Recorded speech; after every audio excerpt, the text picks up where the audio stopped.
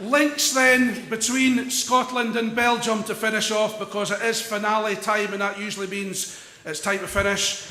And some historians claim that Scotland's most celebrated national hero and former king, Robert de Bruce, descended from Belgium. A nobleman named Robert de Brugge, or Robert de Bruges, moved from Bruges to Normandy ahead of 1066 to support William the Conqueror, and there have been various indicators since to suggest that Bruce had that Belgian origin. And certainly after Bannockburn, Scotland's trades with Flanders strengthened.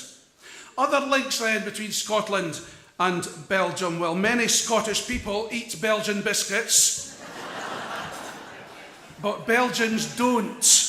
They're not even from Belgium. Apparently Belgian biscuits were named after a Belgian bun, which had a similar kind of topping. So no Belgian biscuits in Belgium. In the 14th century, various forms of a game resembling golf were played in Scotland and in Belgium and Holland. In 1998, Scotland and Belgium coordinated a silicon support group to petition the European Parliament.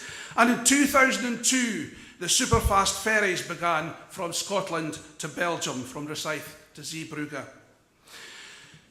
And there's a football connection. Now, former World Cup referee Bob Valentine is in this audience, but this is for those of us who do know something about football.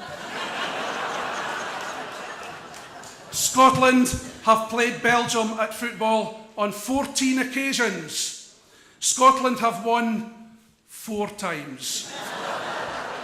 And Belgium have triumphed on 8 occasions with 2 draws. So the Belgians have to win that one. It is finale time, and what we're going to have on the stage are the 2 pipe bands who've been entertaining us tonight, the 6-8 Dundee BB and Ypres-Surrey together.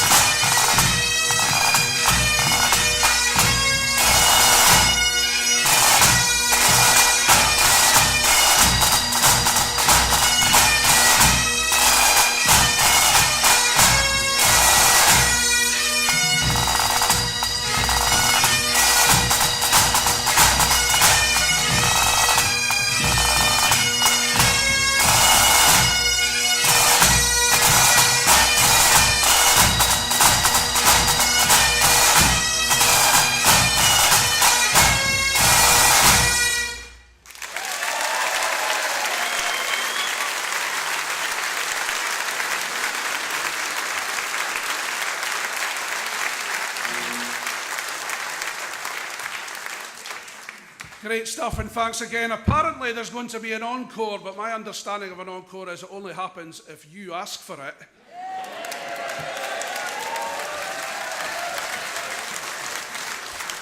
Sounds like it's going to happen then. Just time for me to wind up then. Thanks very much. I'm going to hand over to the organiser of tonight's event. It's a lad over there badly in need of a dose of Valium. And unfortunately, because he's been so busy having to make things happen, he hasn't really participated in the band, and hopefully he'll manage to do that for the last tune or tunes this evening. Kirk Potter.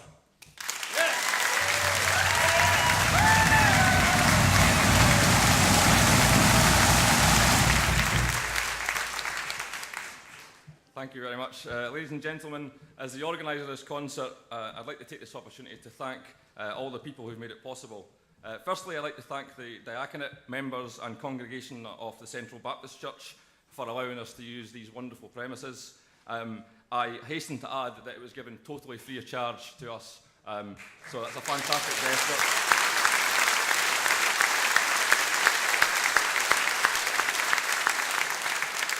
There's a few faces looking at me funny now. It was free of charge, yeah, hi. Okay. Specifically, I'd like to thank Gary Timmins, Neil Morton and Andy Calder from Central Baptist Church and all the other guys who, unfortunately, I don't know your names, guys, but I've seen you doing a sterling job for us tonight, sound, vision, all these sort of things, and I've been able to rush around like an idiot while you guys did the clever stuff, so thank you very much.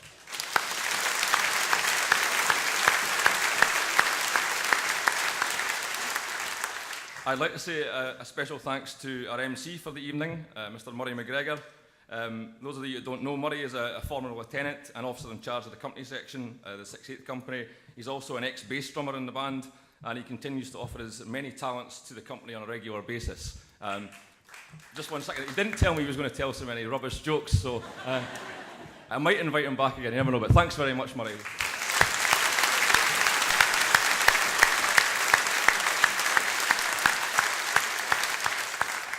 Thanks also to the Dundee Strathspey and Reel Society and the Will Matolmy School of Highland Dance for taking part and their excellent performances they've given this evening, so thanks to them.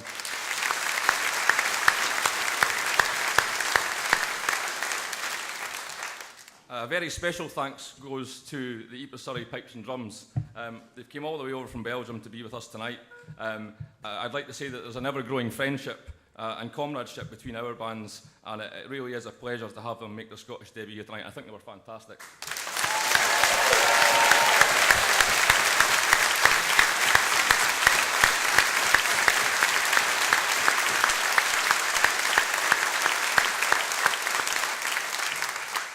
I'd also like to thank everyone in the 6/8 Boys Brigade Company and the Pipe Band. They've assisted in selling tickets. In particular, Stuart Finlay, he's done an excellent job in selling tickets. He gets a bit stick for it, but he really has done a brilliant job. So thanks very much, Stuart.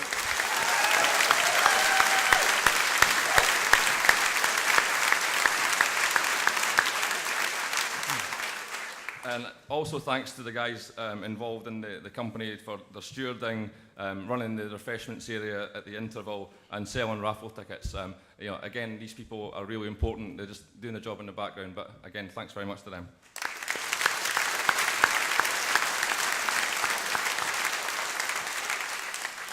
And finally, my heartfelt thank goes to you, the audience. Without so many of you here, without your participation and without your enthusiasm, I certainly don't think the concert would have been what it ended up being. So thank you very much for coming tonight.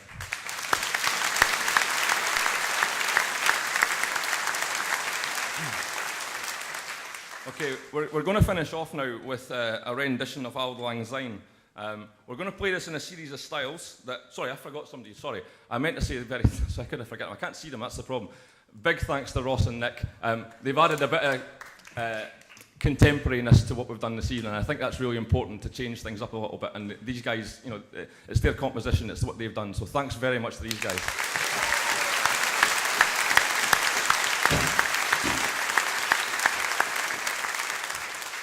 And I was going to say, when I forgot to thank them, that we're going to finish off this evening with a rendition of Auld Lang Syne. We're going to play it in a series of styles that I can guarantee you've never heard it played before. And as Murray said, I'm going to indulge myself, and I'm going to actually join these guys up here, and I'm going to have a wee shot on the drum, because the hard stuff's been played. This is easy, so I'll be able to manage it. Okay, so ladies and gentlemen, for the last time this evening, I give you The Lion's Rampant.